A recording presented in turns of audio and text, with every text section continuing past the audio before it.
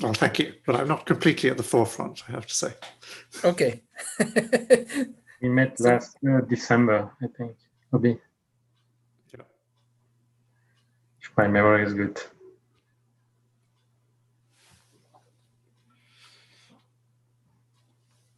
Antoine, tu es presque chez Robespierre, là. C'est-à-dire? Ah oui. Ah, c'est ça, être chez Robespierre, c'est avoir Ouais. le zoom à la hauteur de la gorge.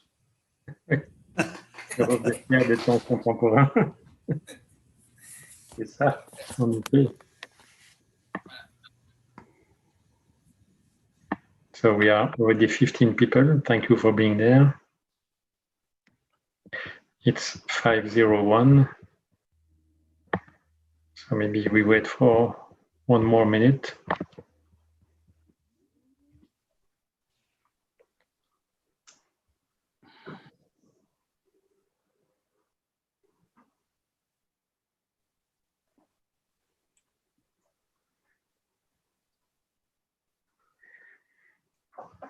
Okay, Nathalie, should we start this afternoon, this coffee discussion?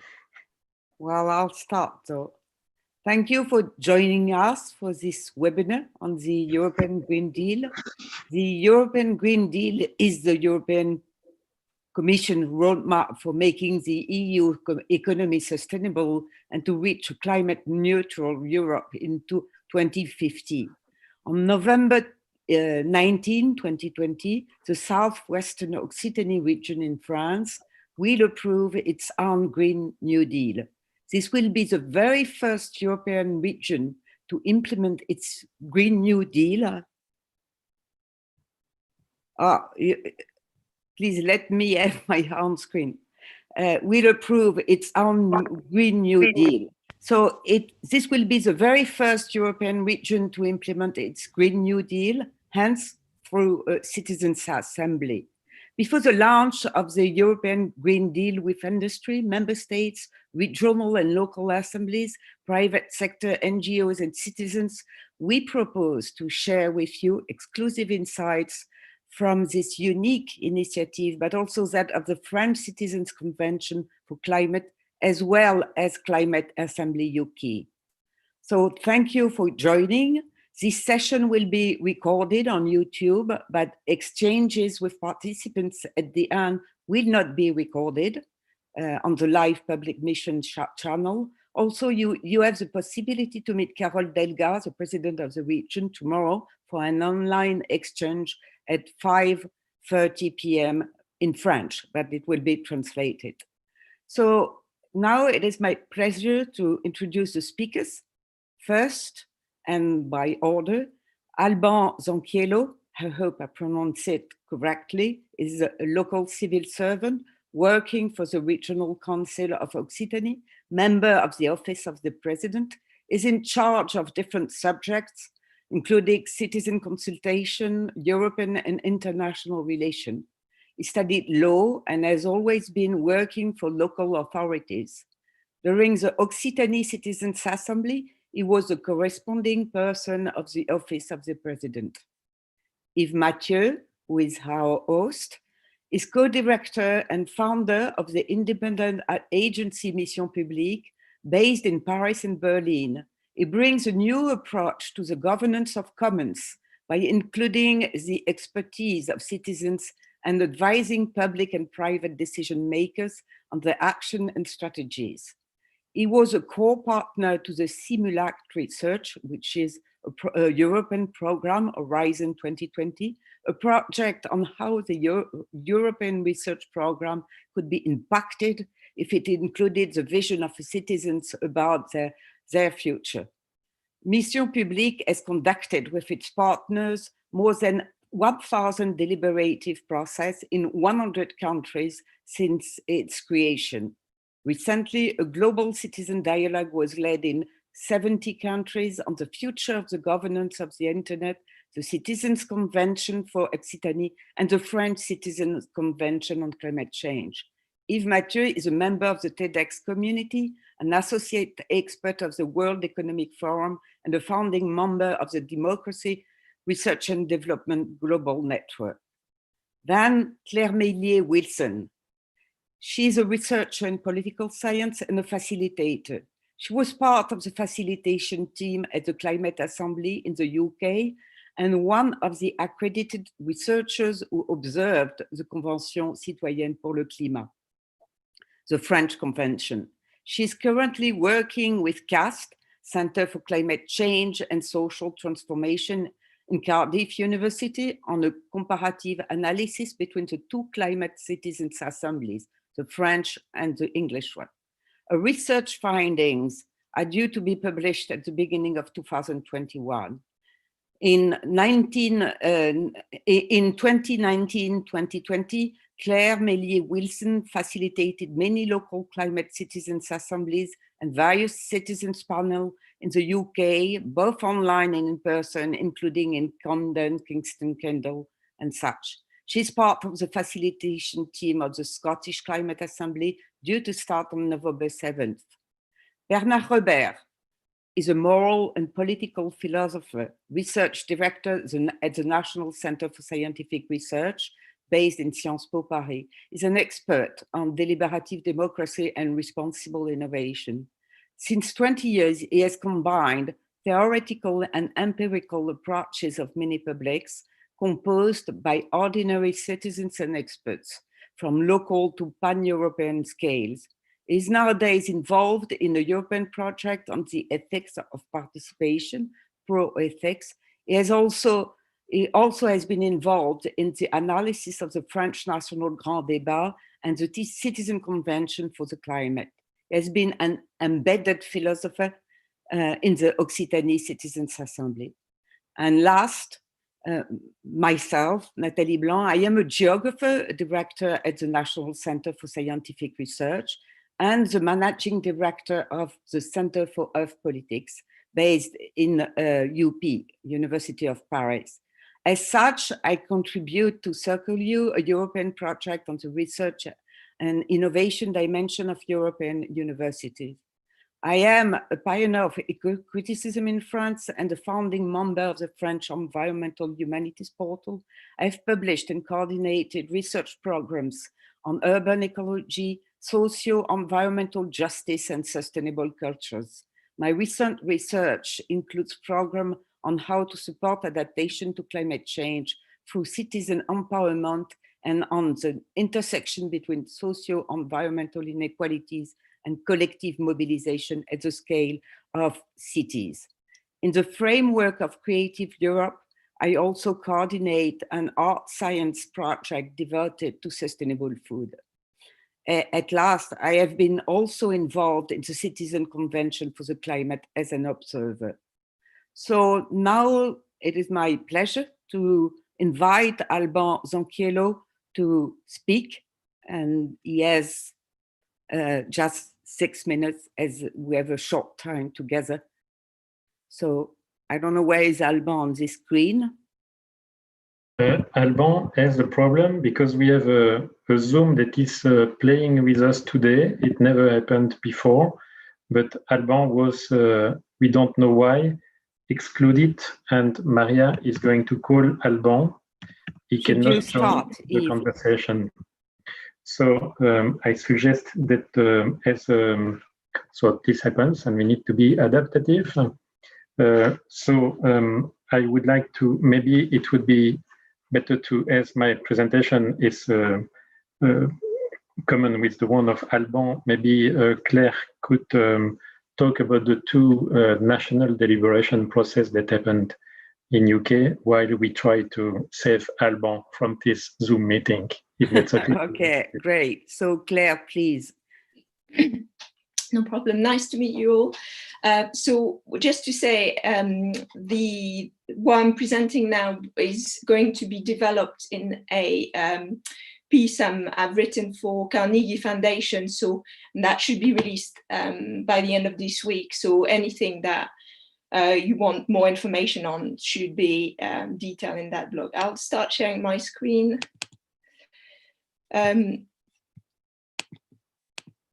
Here we are.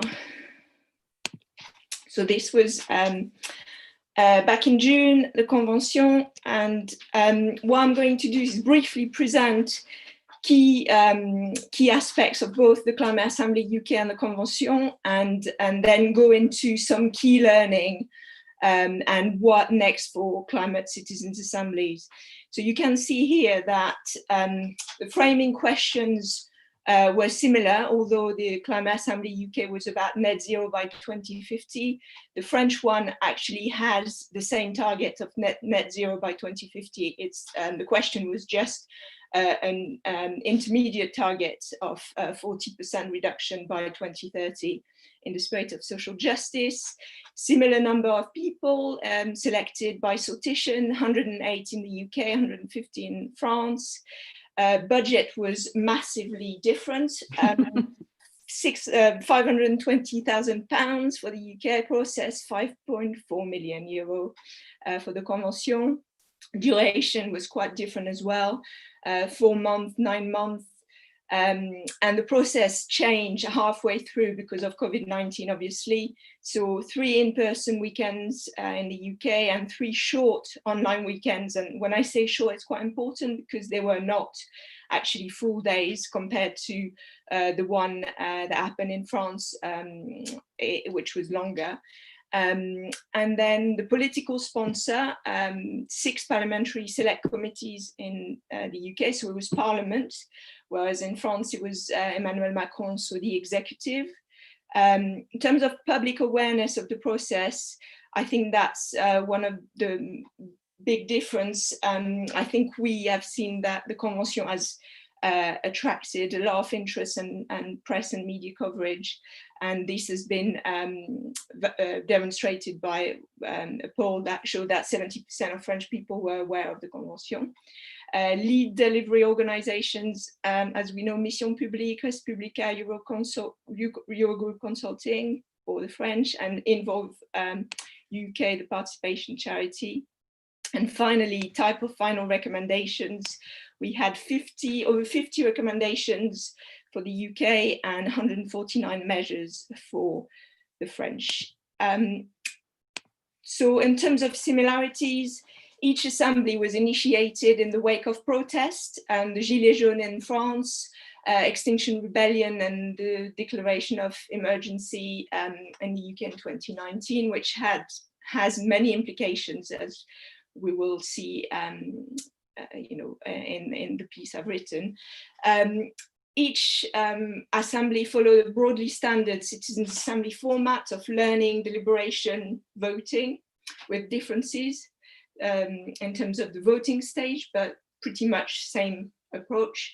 And finally, citizens have generated far more ambitious policies than politicians have ever come up with so far. Key differences, though: budget, as I said before. The Convention was very much cast as a political chamber, so it was the whole process was imbued with political power. Really, was the Assembly in the UK was much more a deliberative research exercise, which was there to inform a political chamber rather than influence it. And I can go into more details about that. There were civil society representatives in the French Convention, which had a formal active role in shaping the agenda and the question, whereas it was not the case for the UK Assembly. In the case of the Convention, citizens were very much able to shape the process in a way that Climate Assembly citizens were not. And for instance, by being able to invite experts they wanted to hear from, or they requested a 7th session for the Convention. Climate Assembly UK was structured and facilitated, very structured and very well facilitated, but it was quite a contrast with the French approach, which was very much collective, self-organizing, based on collective intelligence. So for instance, there were no table facilitators in the case of the Convention, whereas there were one facilitator per table of 7 citizens in the UK. More detail, I'm conscious of time, so I just want to go through, I think, the key point for what next for climate assemblies potentially, and what we can learn from this.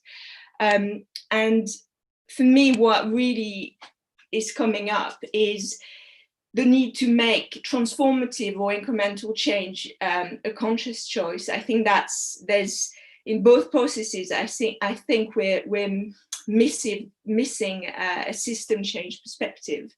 And despite the attempt to really assess, for instance, what's the carbon reduction potential of all the measures, it's proven quite difficult actually for the experts to assess how much each measures could reduce. And as we've seen with the Convention, that they try to do that by ranking low, medium, or high potential. But I think it's critical that for future process we really get a system perspective that would allow citizens to really understand where the biggest blockers and levers for change are in the system, and then decide, what needs to be prioritized to address the urgency of the problem. Because I think people have realized what the scale of the problem is. Whether the urgency has been really understood, I think that's still to be determined, I would say. Another point is about being future focused.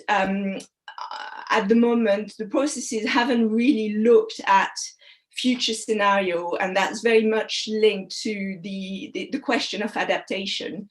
Adaptation was not part of any conversations in either assemblies, and there's this kind of artificial split in a way. You could say that the focus was purely on mitigation, but in a sense, I would say mitigation and adaptation are very much two sides of the same coin and need to be looked at in that way, probably in the future. The potential for these processes to create a national debate, I think, is a massive opportunity. And in the case of the Convention, I think it has achieved that. And it's probably not been the case in the UK, where the conversations haven't really gone beyond the walls of the Climate Assembly UK, whereas we've seen that it was the case in France, and it's for good or for bad, in some cases. But I believe that it's probably a really important point. So you bring the nations with you along in the debate. Designing. Claire, we need to conclude. Yes, absolutely. I'm conscious there's so much to say, so apologies for this. But anyway, the blog will be released this week, and you can have more detail about what I've just covered now. Thank you. Thank you very much. Please, we'll bring all questions at the end of the session and the different talks. So if Alban has come back amongst the Zoom people, no, not yet. So perhaps we will leave the floor to Bernard. So what do you think? Maybe I'm going to, so sorry for the participant. We just had a funny thing with Zoom that excluded Alban, which was the first speaker. So maybe because as Nathalie, as Bernard is going to draw some lines of conclusions on the effect, maybe I'm going to jump in and Alban will talk about the political process. I'm Yves Mathieu, and I'm going to talk about the Citizens' Convention on Occitanie. So I'm just making a last trial. Is Alban on the phone? He can do *6 to have the floor. No? Okay. So it's a Citizens' Convention that was launched by the region Occitanie. It happened in September this year, so 1 month. And the object of the Citizens' Convention was the Green Deal of the region Occitanie. So it's a political process that will lead in November to a decision of the Citizens' Council, of the Regional Council, sorry, about the Green New Deal of the region Occitanie. And Carole Degas, the president of the region, has decided with his team to invite 100 citizens, randomly selected, to work during 7 days on the preparation of this Green New Deal. And I'm going to give you 5 characteristics of this approach of citizens' deliberation in Occitanie. So Occitanie, it's a region that is twice as large as Belgium. It includes the cities of Montpellier on one side and Toulouse on the other side. And it is a region very active in the, not only with Airbus, but also with agriculture and tourism, which are the key sector of Occitania region. And so what happened was this citizens convention focused on, at the scale of the region, on the vision of the citizens of what should be the Green New Deal. So it is here on the screen, you have the scale of participation. So level 1 is information. You invite people to inform them. The other one is consultation. You invite them to consult. The third level is to involve them, so to contribute with their opinion to the preparation of decision. And the fourth level is collaboration. It's to make the decision with the citizens and the stakeholders.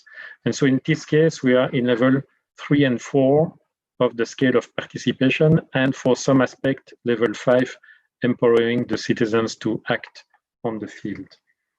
So this was this is the level at which the Citizens Convention was framed by a mandate. It's very important that those process start by a mandate, a kind of contract signed by the invitation power to say, this is why you are here, and this is what I'm going to do with the production that you are going to do.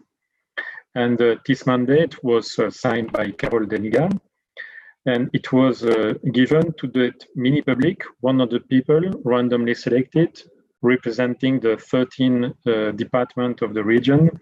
And when you invite 100 people in such a process, it's not only 100 brains, it's also 100 hearts. I mean, people have feelings, and it's important to give room for their feelings, but it's also 100 stories.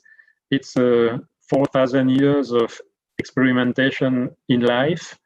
And so it's an incredible capacity and reservoir of experience that is in the room. And when you have that during 7 days, it makes an incredible contribution to make a difference and to imagine what it represents. When people do present a contribution on a platform, on the web, the average time is 3 minutes. Here it's 7 days, 100 people. And having 7 days, it's important to be inclusive. As you have a sample of the diversity of the population, it's very important that everyone feels good in the process. And so time is necessary for that. Not only to understand where we are, depending on the mandate, but with who I am, knowing the other persons. And this happens with the time, and not only in the formal sessions, but a lot in the informal side of the process. People sharing a car to get access to the meeting, people having a dinner together, and so on. All that respecting COVID rules, of course. The time is also necessary to understand the topic and to understand the complexity of the engine room when you take a decision at the scale of 6 million people. It's not only, this is what I want, but this is what might be good for the 6 million people, not only for me. And time is necessary for that. When you invite randomly selected people to join such a meeting, they just don't know what is a region, what is a regional council, what it means to have €2 billion as a capacity to act on a region that has the scale of a European country. And time is also necessary to generate confrontation. And there are 3 levels of confrontation. One is my perception as participant, the process, with myself. In a way, in 7 days, I have time to change my mind and to understand where I am and to have the time to discuss with myself. It's very important in the process. Another one is to confront with the other participants' perception. It's of course important to understand what are the position of the other people, and it will help me to shape my mind. But it's also a time necessary. We had in fact 3 sessions, 3 days, 3 days, and 1 day. It's also necessary to confront what is generated by the convention with the people outside the convention. And it's important that it does not become a closed lab with citizens inside. It's very important to keep open the doors and the windows with the society, so what is being discussed is connected with the external world. And time is also necessary for what I call the process of feelings management. In such a process, in 7 days, people feel anger, people feel joy, people feel sadness, happiness. They have to abandon key ideas for them. And so it's on the field of feelings, it's a quite complex process, and time is necessary for that. You cannot do that in half a day or in 1 day. So 7 days, 100 people. And it's a system of dialogue. You have some pictures here where we guarantee that each participant will talk all the time, not only once in the 7 days, but probably 50 times every day, to make sure that we include on a permanent basis the vision of everyone in the process. And so we have times in small groups, 6, 10 people, and sometimes with 100 people. Very important to make sure that it's also a way for everyone to feel considered in the process, to have such room. And it's also a process that was designed to avoid a big problem in citizens' deliberation. It's the problem that we can call the experts' mimetism. If you start a process like that of deliberation by putting on the stage experts on the field covered by the convention, then you generate a bias that is enormous, that we can call an expert mimetism bias. So the people who are in the room, if they start the first day by listening to experts, they get an informal message saying, this is what you need to say, and this is how you need to speak. And then if you do that, you start to have a convention that will generate something that will be similar to what the experts say. And what we did in this process is to avoid to induce this bias by letting the people grab their position and share their position on what is a Green New Deal for them, shape it, and then confront it with experts. And this is very important to consider that in a process of citizens' deliberation, it is not to the citizens to adapt themselves to the experts, but it's the experts to adapt themselves to the citizens. And this is key if you want to have deliberation that is really representing the vision of the citizens with their incredible experience, incredible diversity, and their vision for the future. And this was the 5th component of this Citizens Convention. So the one is the mandate, the mini public, the 100 people who accept, the time, the system of dialogue, multi-scale inside the group and with the external world, and the process to avoid expert mimetism, but to make sure that when the citizens speak, it's not the citizens trying to look like experts that speak. Thank you for this. I don't know, Maria, if we have done something for Alban, if we could do something for Alban.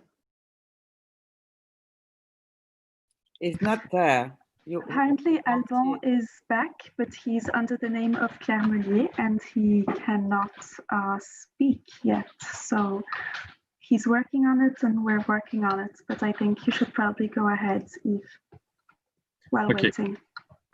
But so at this point, so I'm done with my short presentation with those 5 points, which are the characteristic of a good deliberation process, and this was done in the region Occitanie. And we'll see what happens, because the key question, of course, is not to generate a good deliberation. We had so far talked about 3 examples. The question is how it impacts the decision making. And so in the Région Occitanie, it was part of the mandate that the elected people took the commitment. Here you see the point where the people vote to approve their decision. It's important to make sure that it will generate impact on the decision-making process. The objective is partly to make impact on the citizens themselves, but they are not the one that will make the decision. And so we will talk about that with Alban in the specific case of the region Occitanie, how the decision makers have taken that commitment and what is going to happen in a very short period, as this convention was done in September, and mid-November, the vote will be done by the elected people of the region Occitanie on the proposition made by the citizens. So, Alban, if you cannot talk, maybe Bernard can take the floor now, and we will see how Alban will close at the end of the speech. Okay, Bernard, so. Okay, so good evening, everybody. I've decided to propose this title, Different Added Values of Citizens' Deliberations According Different Ambitions. So participation and deliberation are extolled, exhibited as magic ways to solve democratic deficit. It is national or European democratic deficit. And if participation and deliberation are promising ways to extend the potentialities of democracy, at the same time, they convey new problems with them. More precisely, they require to be explicit on different options, often hidden in presuppositions as different ambitions. Perhaps it can be connected with what Claire expressed in terms of conscious choices. What do we expect from this kind of socio-political experiments? The goals, and I know already 12 different. For instance, to deliver the best pluralist information to citizens, repeating mainly in their report what they have been learned, thanks to experts, exactly what Yves said just before, a kind of popular education, sensitizing them to the complexity of politics, or on the opposite, to work with them on the conflicts we have with big political concepts as social justice, common good, or well-being, or to produce lists of complete arguments around disputes with explicit deliberative disagreements passing through interactive opinion polls or deliberative votings, only to mention 3 possible goals. With whom and with which responsibilities? Citizens' panels are institutional WHOs. Sorry. Perhaps Alban is coming back. Non, je pense que tu peux continuer, Bernard, please. Okay. So citizen panels are institutional WHOs. Their legitimacy has to find a place between all the other citizens and the elected ones, the organized civil society, the stakeholders, and the affected people. What do we expect of these randomly selected citizens? To reach users, to reach neutral, candid citizens, or to reach critical citizens, cynical citizens, or citizens attached to their territories? They may be several, from local to the European level, or on the contrary, speaking as citizens, defending the common good above all, as we have seen, for example, in the Occitanie Citizens Convention. Who do they have to represent? Themselves as individuals, the collective they built, the convention or the assembly, the general population, or the future generations? How? And there you have the connection with the process and institutional design choices. We have already 50 different procedures and many lists of principles and quality criterions. How to select and justify them. How to be strictly respected or responsive. Have we to follow the procedure like in the UK, or to be adaptive or responsive like in France? I speak about the national convention.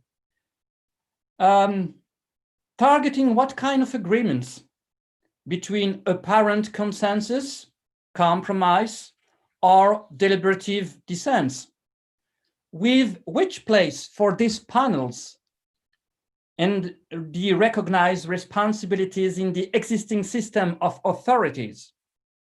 I noticed a new trend with official political bodies at the initiative of these experiments, as well as that some authorities are more tangible than others. A French region or the European Union are much more difficult to be represented in terms of responsibilities for ordinary citizens. Une minute, Bernard. With what kind of mandate in question, we can read on this. It's very difficult to discuss on a question like, what is the European Green Deal and what we have to do with that? To finish, deliberation is much more than communication and a kind of respectful way when you speak to the others, and it's already something, but it goes much more further. It deals with the question of the fact of pluralism, the burdens of collective judgments, the uncertainties, and to cope with different considerations. That's the reason we need a lot of research. On the theoretical side, many issues are not tackled, and in the empirical side too. And depending on the answer to the questions above, we have different added values between teaching, perhaps preaching, neutral citizens, to offer them precise responsibilities and invite them to deliberate seriously controversial political issues. With these kinds of questionings and research, we may move from a Green Deal to a Green Deal. 6 minutes, 31 seconds. Okay, thank you very much. So I will leave the floor to Alban Zanchiello. Thanks for joining at last. And well, please.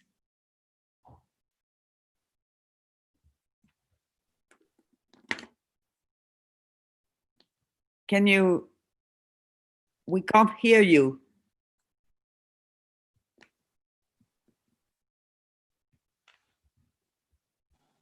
Do Yes. you hear me?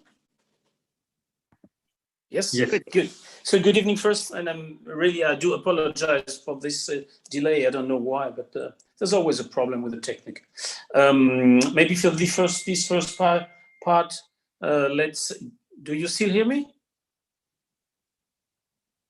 Yes, yes. Yes, good.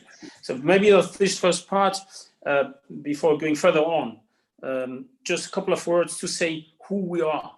You remember in France, the French government from François Hollande decided to made out of 22 regions, only 13 we merged. That means 2 regions, means the older Midi-Pyrénées and the older Languedoc-Roussillon, were put together after the elections, regional elections of 2015 in December.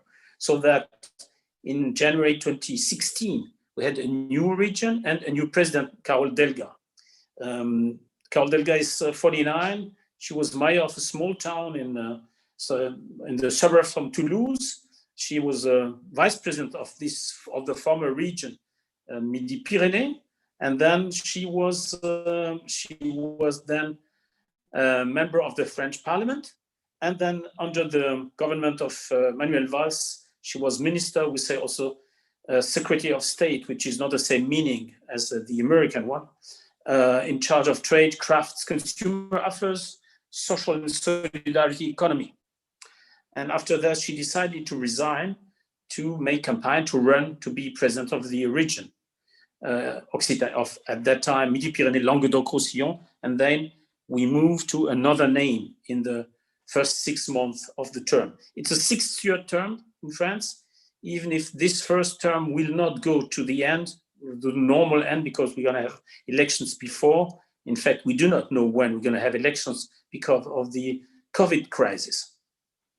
For 158 members of the Regional Assembly, it's a coalition of members of Socialist Party, Communist, Green, and also of radicals.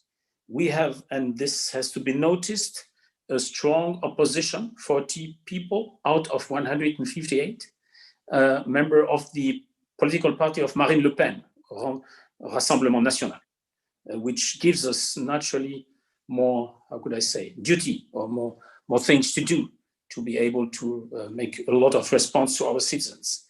And the idea, I don't know how far you want me to go now, because I'm lost a little bit in the normal schedule of the meeting. Excuse me. Alban, could you say why Carole Delga decided to put the Green New Deal in the Citizens' Convention, and to tell us, because I explained the process, so the content was explained, and what are you doing now? What are the elected people doing now? And maybe the votation stage and the next stage of the political decision. So the idea of a regional Green New Deal began in the beginning of this year. The COVID crisis, as everywhere in the world, naturally disturbed this project, and so Carole Delga decided to move it to after the first containment lockdown. Well, you remember in France we had the first containment March 17th till May 11th. And after that, as soon as possible, she decided to reorganize the Green New Deal, which was not something lost out of nothing, but we had 18 months, but what we called Occitanie 2040, a kind of a project for the future. So we had already begun to work on it. And so we have in Occitanie 1 president and 15 vice presidents. The 15 vice presidents were asked to write a kind of a review and perspective document. And then we organized 7 task forces about health, about welfare, about the jobs of tomorrow, things like this. And in the same time, the decision was made how to go as close as possible to the citizens. And therefore, Carole Delga and her majority, decided to organize this, what we call Convention citoyenne pour l'Occitanie. Some say Occitanie Regional Convention or Assembly, which was described already, I think, by Yves. It is probably, first of all, we are the only region in France to do this, and probably one of the few regions in Europe to do this. Second, it's not that easy. It's a big work for everybody, including for my colleagues and naturally for Carole Delga, but it is probably also how could I say, to take a little bit risk. You do not know who are going to be in this assembly, in this convention. And the first lesson of this convention was it worked.